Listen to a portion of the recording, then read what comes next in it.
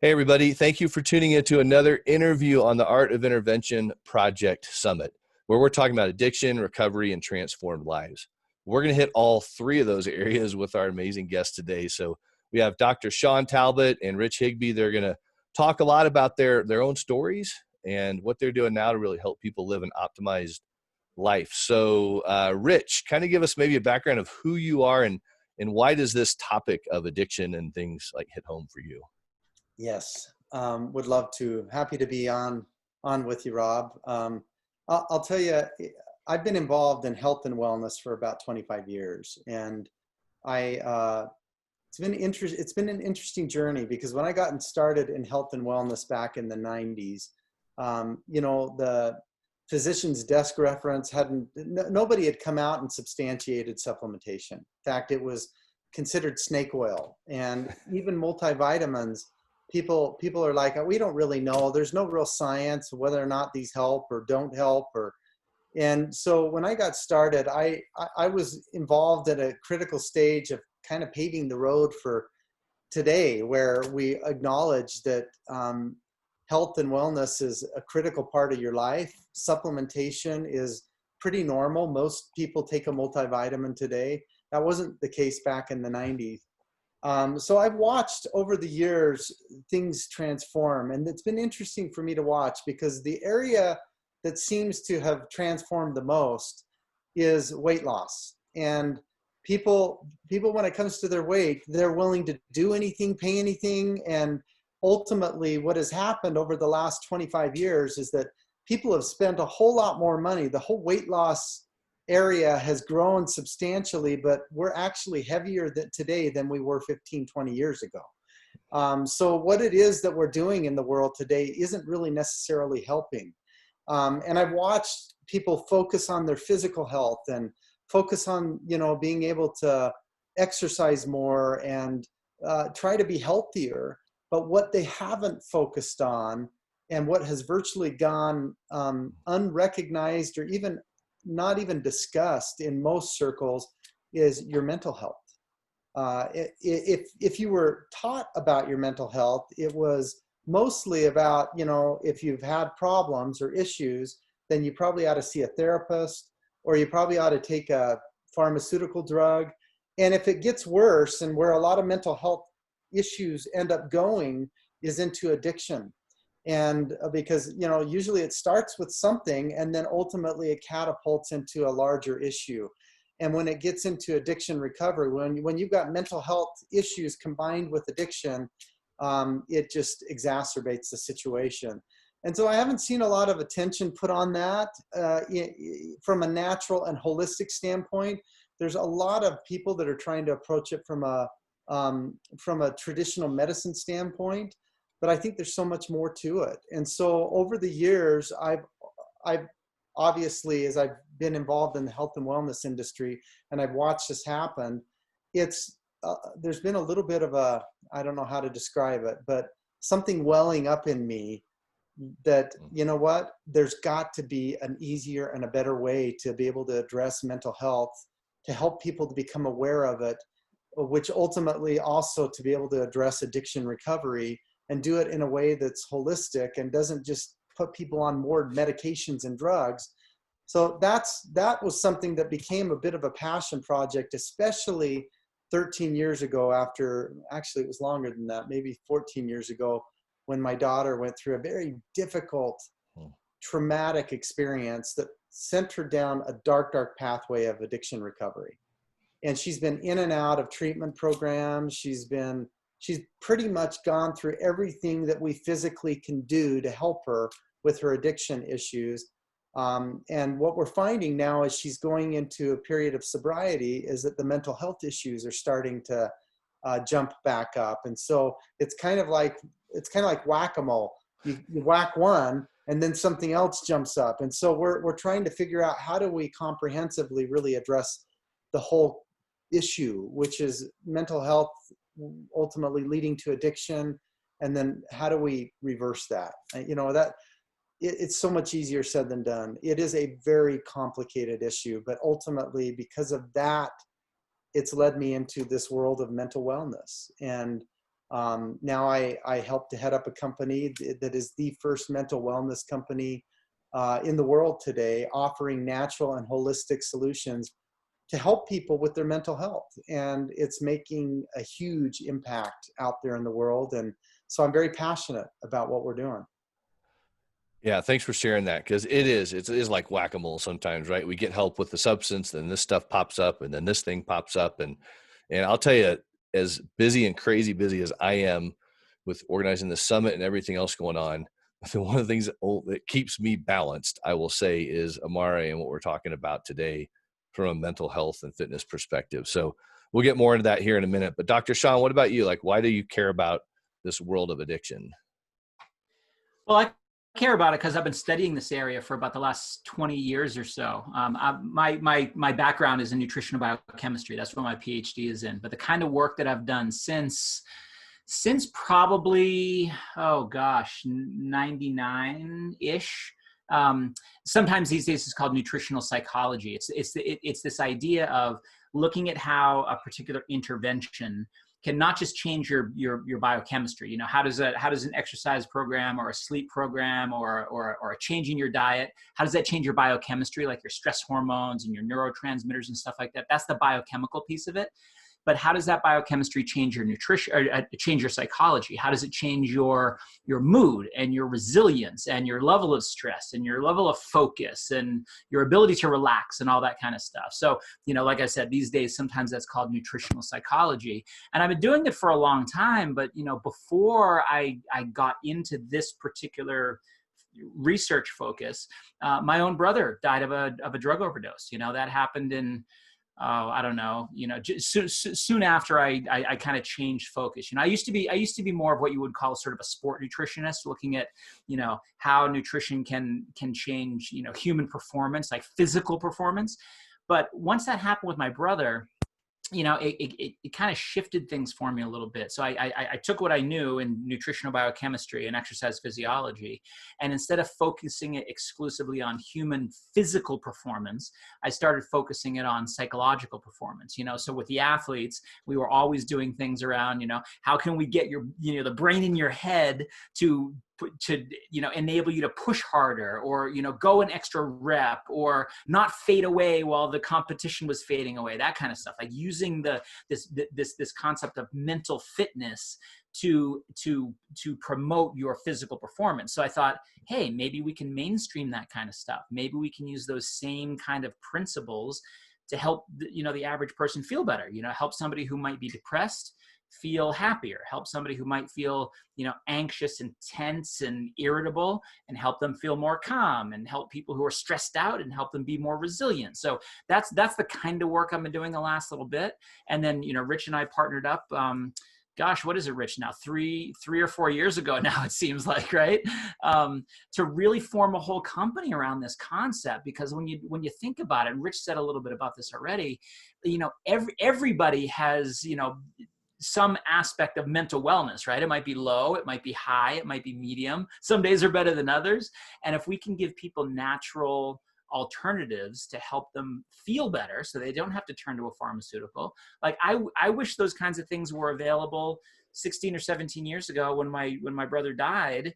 You know, maybe he, you know, would have felt less anxious, and he would have felt happier, and he would have felt some other way where he didn't have to turn to, you know, what he was turning to, which ended up, you know, being a bad thing for him. So that's why I'm into it. And it's, you know, it's fun from a scientific, academic, like intellectual perspective, to try to figure out, like, what is it that's causing someone to not feel the way they want to feel, and how can we use these natural interventions to help them feel better? Like there's a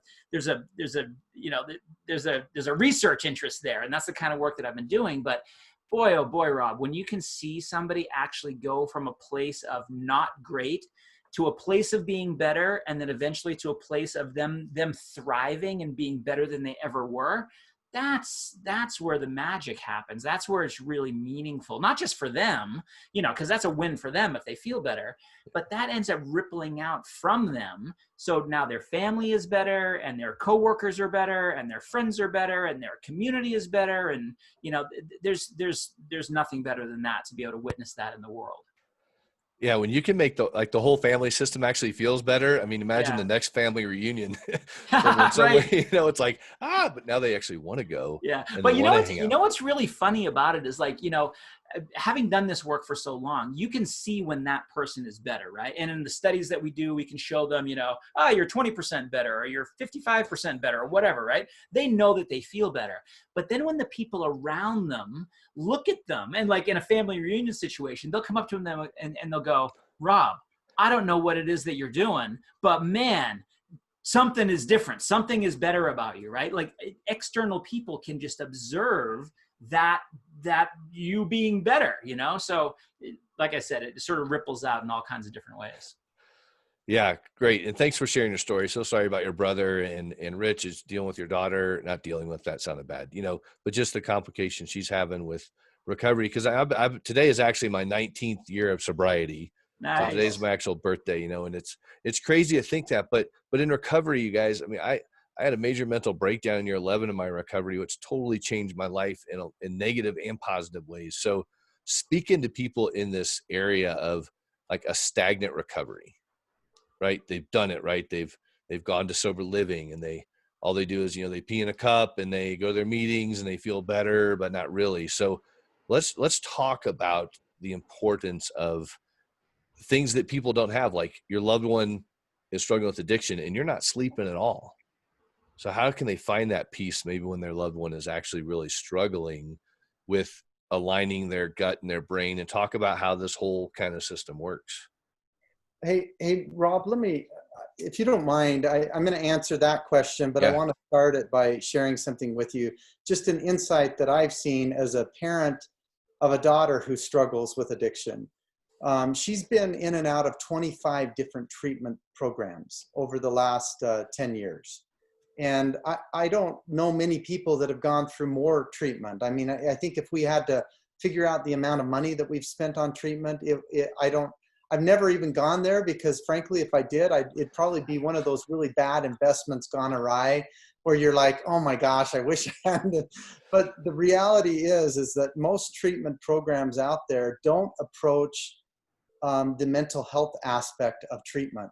They really well, let me say it this way. They don't approach as much the trauma aspect that causes the mental health issues, that also causes the addiction issues. And one of the things that I've been watching and viewing is most of the programs like the patients to be heavily medicated.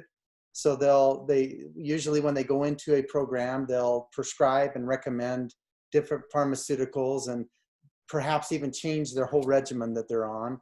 They do a lot of group therapy. They do a lot of individual therapy. Sometimes even the individual therapy is scaled way back because the program just doesn't have the resources to be able to do individual therapy for every patient that's in the program. On top of that, the food that they serve the residents or the patients or whatever they call, whatever the specific program calls them, is horrible. It's like the standard American diet. It's Right. white bread, it's Burgers, fries, burgers, candy. fries, Yeah. fatty foods, no fruits and vegetables, certainly no leafy greens or healthy foods. And that has been almost every single program that she's been in. So it's like people go into these programs, they may be able to address some of the issues through group therapy. Certainly, I believe there's a place for pharmaceutical drugs. I'm not anti-pharmaceutical. I'm just anti-ignorance. I just believe that people need to be educated, including the people that are prescribing, diagnosing, and recommending out there. And so why do I say all this? I just fundamentally, I believe that if you're going the traditional route of addiction recovery, you're not really being exposed to the full arsenal of tools that are available to you out there to help you, that don't cost you a penny or cost you very little. And so one of the things that I've learned and evaluated through this whole process is that mental health, addiction recovery is not just one piece. It's not just a pill. It's not just a therapist. But it's like a wheel with multiple spokes, and that in order for that wheel to work the way that it was designed to work, you need all of those spokes. So it could be exercise component. It could be a mindfulness component, meditation. It could be a nutritional component. Like, believe it or not, there's a lot of science now that shows that what you eat affects your recovery. It affects your mental health, all of these components. So anyway, I just think that what I love that we're doing, and what certainly Dr. Shawn brings to the table, is that we're looking at things from a very holistic perspective and a natural perspective, giving people options and alternatives. Yeah. So let me ask you a question on that then too, because people that are part of this summit, that are coming to watch, our audience, our viewers, listeners, and such, are families, individuals, treatment centers, therapists, and stuff like that too. Is this something that you can help a treatment center with, to help put together more of a strategic concept around this mental fitness, mental wellness reality for people? Well, interesting that you asked that, because the answer to that is no. And you know why? Because if treatment centers were to take this more naturalistic, holistic perspective, they couldn't rely on insurance to help cover the patient's stay. They would have to go to a fully cash paid model. And there are some cash paid models out there that do this, but most of them do not, because mainstream medicine says that's not how you treat addiction, or that's how you treat mental health. And it's a shame, Rob, but that is where we are in our world today. So yeah, but to that point, Rich, just like you said, there are some that are on the more progressive end of it, that are starting to look at that and saying, you know what, we are going to do good diets, and you know what, we are going to integrate physical activity, and you know what, we are going to integrate the right supplementation around the whole gut brain axis, which we can talk about if you guys want to. But those are the ones that are saying to people like, hey, we actually want to bring all of these spokes, all of these different tools to bear on this problem, because we know that the more comprehensive and the more holistic we can be, the better results we're going to get in the end, right?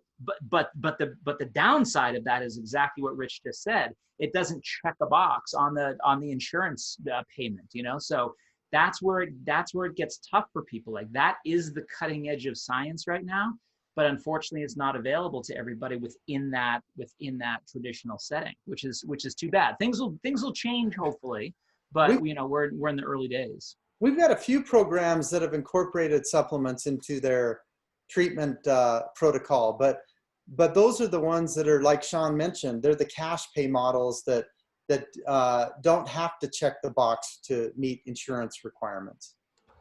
Yeah, and that's what we're here to talk about too, is that we want to educate people on the beauty of this, because as I work with people in my recovery coaching world, and even use the Amare products as a foundation of that for the mental fitness piece, is so darn important to me, that having you guys on the summit is extremely valuable, because I want people to understand, like, what is this? What is this from here to here? Why do when I say I feel nervous and have butterflies in my stomach, it's not my brain, it's actually my stomach. You know what I mean? So all these things, but let's just, I'd like to get into some of the scientific stuff, Dr. Shawn, too, of just, what are we talking about here with having a healthy gut in recovery? Like, why, is that really going to make a difference? Yeah. Well, that's one of the big, fundamental changes over the last, maybe 5 years, that what we're realizing is that how somebody feels is not just in their head, the brain in their head, it's also in their gut. And so so much so that we call the gut the second brain. And people realize that because of examples like what you just said, Rob. We have this vocabulary around having a gut sensation, or trusting your gut, or feeling sick to your stomach, or getting butterflies, and those are all examples of your brain in your head and your brain in your gut talking to each other. That's what we call the gut-brain axis. And the fundamental shift has been that we've discovered over the last few years that the majority of our neurotransmitters are made in our gut. Things like 90% of our serotonin, that's the kind of the neurotransmitter of being happy or sad. That's 90% of that is made in your gut. Most of our dopamine, somewhere around 70%. The dopamine is the neurotransmitter of motivation, and it's the one that is sort of, if you wanted to pick like the quote unquote addiction neurotransmitter, it would be dopamine. That's the one. Yeah. It's involved in in motivation. It's involved in seeking out pleasure. It's involved in that that sort of rush kind of a thing. So if 70% of that's being made in your gut, you sure as heck better make sure that you have good gut function if you want to have any effect on, these things that we sort of broadly view as, addictive tendencies. So knowing that a lot of what's happening in the brain is actually driven by what's happening first place in the gut, we really have to talk about this entire gut-brain axis. And so, we know that, eating certain ways, like, the Mediterranean diet is one that I talk about a lot, that has lots of fruits and vegetables, lots of healthy fibers, lots of fermented foods, lots of healthy fats, that kind of stuff. We know that that has antidepressive, anti-anxiety qualities to it. We know that people who are more physically active versus sedentary have a much higher, much significantly less tendency towards depression and anxiety. So, like, if those are some of the same psychological metrics that we can measure in people with addictive behaviors, then it makes a lot of sense for us to try to get all this gut-brain axis signaling back in balance. And in doing so, it's not like we're saying to people like, hey, the new secret to to curing your addiction is to get your gut-brain axis balanced. But if that is the underlying mechanism that's driving how you feel and what your resilience is and all those sorts of things, we need to get that solidified as a foundation. And then things like meditation and mindfulness and therapy will have a more solid foundation on which to, generate their benefits too. And Rob, the reason that is so revolutionary, what Dr. Shawn is talking about, is that for years and years and years, people have thought that if you had a mental health issue or an addiction issue, it was all in your head. They never associated it with something happening in your gut. Because 5 to 10 years ago, we had no clue that the bacteria in our gut produces 60 to 90% of our neurotransmitters. We thought that they were all produced in our brain. So this is kind of new science. It's like as relevant and as important in our day and time as antibiotics were in the 19th century. It's like that's how big of a deal it is. And so this new information, when you say to people, hey, how you feel is not just in your head, it's also in your gut, that's kind of like a revelation to them. Most people are like, wow, I never thought about that, but that makes sense. Yeah. And the great thing, and why I want people to hear is that you guys come from addiction affected your families, and your founder Hip, he had an addiction issue in his past. So the science, the mentality, the heart behind Amare is getting people to feel incredibly better, because you feel better. You want to do more, right? You want to think about maybe a career journey instead of just having a job. You want to think about all these positive things when you start feeling better. And I want to talk about one little avenue in regards, because again, to feel better faster is always a great thing, right? And it's not like a cure-all piece, but you guys have put together, I want to bring this part up, this mental fitness pack.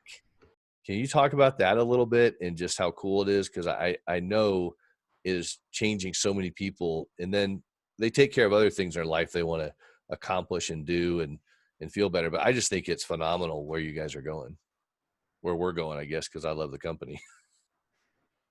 Yeah. Do you want me to address that, Rob? So Sure, yeah. So, if we just to step back a little bit, right? If we look at the science around what works, right? We know there's things we can do in the gut. We know there's things we can do in the brain. We know there's things we can do in the, the axis portion of that gut-brain axis involved with your immune system and your level of inflammation and your blood flow and things like that. So the question is, you go, all right, I want to help people. I want to give them a product. I want to give them a program that can, really get in and hone in on the bullseye so they can get benefits quickly, right? Everybody wants to feel better as quickly as possible. And I can tell them, eat the Mediterranean diet, and I can tell them to exercise 5 days a week, and I can tell them all this, get 8 hours of sleep and all that kind of stuff. And great, but those are difficult to do. So what we can do is we can look at the science and we can say, what are the key pieces of the Mediterranean diet? What are the key herbs and spices and phytonutrients and probiotic bacteria and things like that we know have clinically validated benefits? Can we put that into a pill? Can we put it into a drink mix? Can we put it into a functional food? That kind of stuff. And that's exactly what we've done with that mental fitness pack, just to be able to say to people, here's a product that can help with your sleep quality. If you have better sleep quality, you spend more time in REM sleep, so your brain recovers. You spend more time in deep sleep, so your body recovers. Just giving them something like that is going to improve their next day. They're going to be more stress resilient. They're going to have better mood. They're going to have better energy levels. And that's going to lead to a better night, and then a better next day, and a better night, and a better next day. You can see how you get into that, more of a virtuous cycle. We can help them with their level of inflammation. We know that one of the key drivers of depression and anxiety, which can lead to some of those addictive behaviors, is inflammation. If we can lower your inflammation, we can help with that process. We know if we can improve your energy levels in the day, if we can improve your neurotransmitter balance in your gut brain axis, we know that those can help you feel better. So we have taken nutrients that we know have those effects, combine them into these formulas, and we're able to say, here's something that helps with your mood. Here's one that helps with your sleep quality. Here's one that helps with your inflammation. Here's one that helps with your overall neurotransmitter balance, etc. And so that's not to say that replaces our desire for someone to eat a better diet, or our desire for someone to get good therapy and good counseling, right? It's like what Rich was saying before. The more spokes you can have in this wheel, the better that wheel is gonna function. And so we're trying to give people as many options to bring to bear on the problem as possible. And some of them are these science-based dietary supplements. And when you start feeling better, it's funny. When my wife actually saw me eat an avocado once instead of a thing of, peanut M&M, she's like, "What is wrong with you?" I was like, "I'm just feeling better." So you want better stuff in your life. Yeah. Well, you mentioned it, and I'm not even sure if you realized how dramatic the statement was that you made, which is, as somebody feels better, they want to feel better, and they want to feel better. Like their whole outlook on life, their whole set of goals changes when you can get them to feel better and better and better on that, like that virtuous cycle thing that I just said.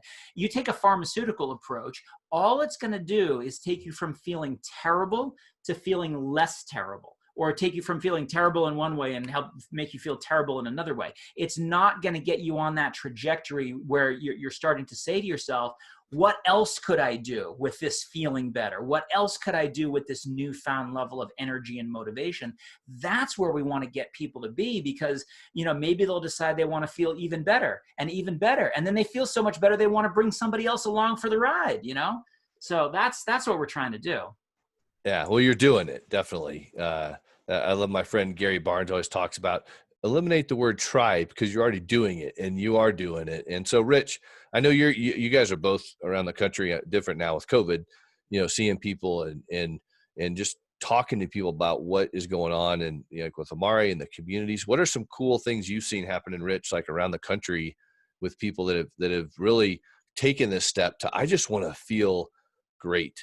And it's a process, but when they get there, man, think that just the opportunities are just limitless. I can't hear you, Rich. I think you're muted. Can you hear me? I can hear you now. Yes, yes. So our vision is to lead the global mental wellness revolution. And our mission is to create a holistic mental wellness platform of products, programs, and people. And so what we've done is that you've heard Dr. Shawn talk a little bit about the product piece. There's also a programs piece. We have access to, I forget how many videos, assets that we have, but it's in the hundreds of different programs: mindfulness, nutrition, meditation, movement, different things that people can do to incorporate into their daily lives to help them to feel better. We also have the community aspect, and that's the piece that I want to focus on for just a minute, Rob, because I believe that is where we've made the biggest difference, is that we finally have got a community of tens of thousands of people that feel very passionate about what it is that we're doing here because of their own personal reasons. Maybe they've struggled with mental health. Maybe they have family members that do. Maybe they just have a soft spot in their heart to be able to help people that do have challenges. And because of that, we've got people that are being more transparent being real about their situation, sharing their stories, turning to the community for support, asking questions, showing up to different events that we do across the country, and feeling that connection. Because we as human beings, I believe it's one of the reasons why AA has done so well in the addiction community, is that it creates a community. It creates a place for people to be able to connect and to feel like they're not alone.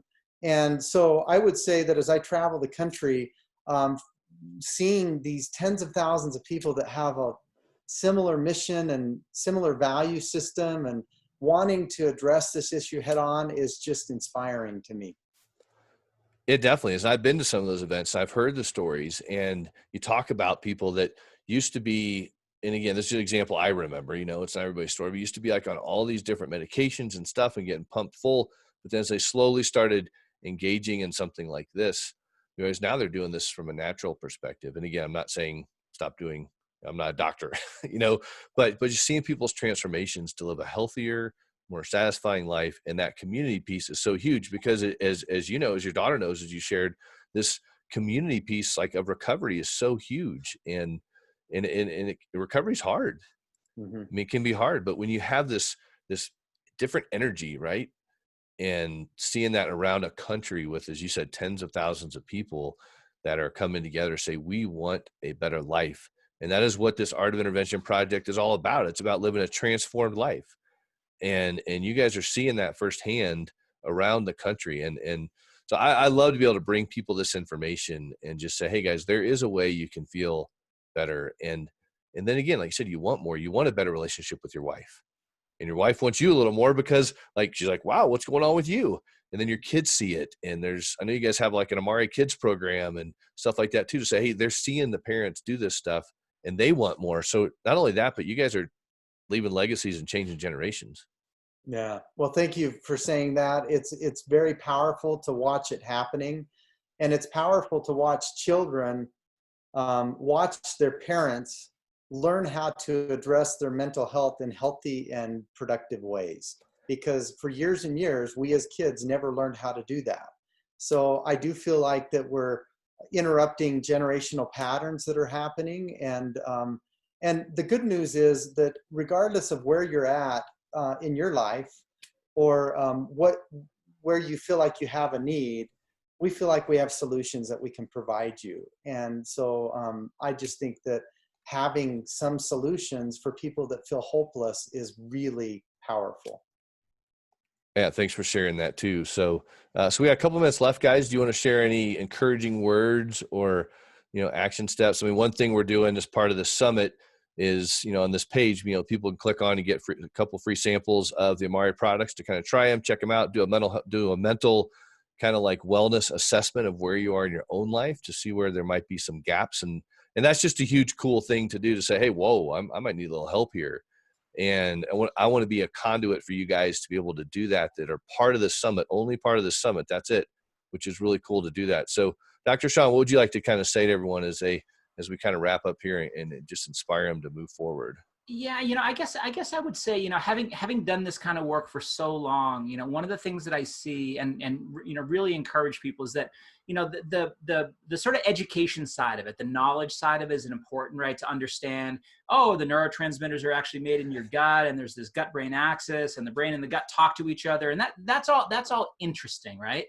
But it's only helpful from the standpoint of, is it enough to get you to try the products, right? Because trying and experiencing that improvement in whether it's a depression index, or it's something that I study called psychological vigor, or it's your energy coming back, or it's your resilience improving, that experience of that situation is where the rubber really meets the road, right? So, there's one part about sort of, the knowledge, but then there's the other part of having the experience of actually feeling better. Because once you do, you want more of that, right? You want to go to the next level, and you want to go to the next level. And like you said a few minutes ago, Rob, you start to look to what else is possible in my life because I feel so much better mentally and physically. So I would really encourage people to try to get that experience for themselves. And once you experience that, like we see it in our research studies, once somebody gets better, they know, aha,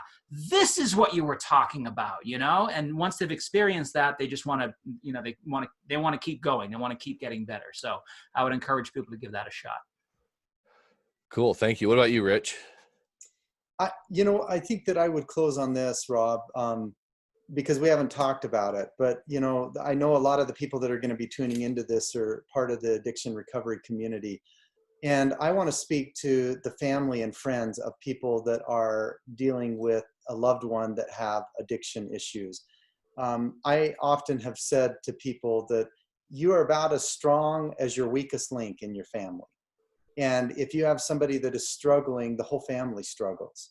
And that is very real. And I know that those of you that are listening that have children or loved ones or spouses that struggle with addiction, like it's a bit of a nightmare for everyone. And, the thing about somebody who struggles with addiction is that when they're in their addict mindset and they're using, then they actually don't have to cope with or deal with the issues that they're dealing with. That's why they use drugs, right? But the family still has to. And we have to oftentimes pick up the pieces, so to speak. Here's my message to all of you that perhaps find yourself in that position. There are solutions that can help you, because if you are not taking care of your mental health, if you're not focused on making sure that you're meeting your needs, then you're going to find that this can lead you down a very slippery, dark slope yourself. And so my encouragement is, regardless of whether or not you have actual addiction issues, or you perhaps haven't even been diagnosed with some type of a mental illness or mental health issue, if you don't take care of your physical health and your mental health, if you aren't supplementing like Dr. Shawn says, or eating right, or exercising, or doing the things that you need to do, self-care, so to speak, then you will find yourself very quickly in that position. And so my encouragement to you is, don't let what's happening in your life stop you from taking care of yourself. Make sure that you're meeting your needs, because we have a fundamental philosophy that you have to first learn to love yourself before you can love other people.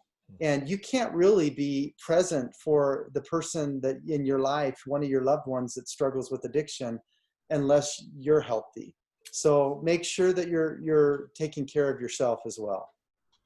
Great message. I feel like all of a sudden the oxygen mask is about to fall down. I'm supposed to put on my face first, right? Like, take care, put your mask on first before you can help your children. And that's the message people can take away from you guys. So you two are amazing. Thank you for joining me and blessing our audience with your information. And there is hope. It's never too late to start getting on the right path. So you guys have an amazing day, and just thanks for hopping on with me. Appreciate it.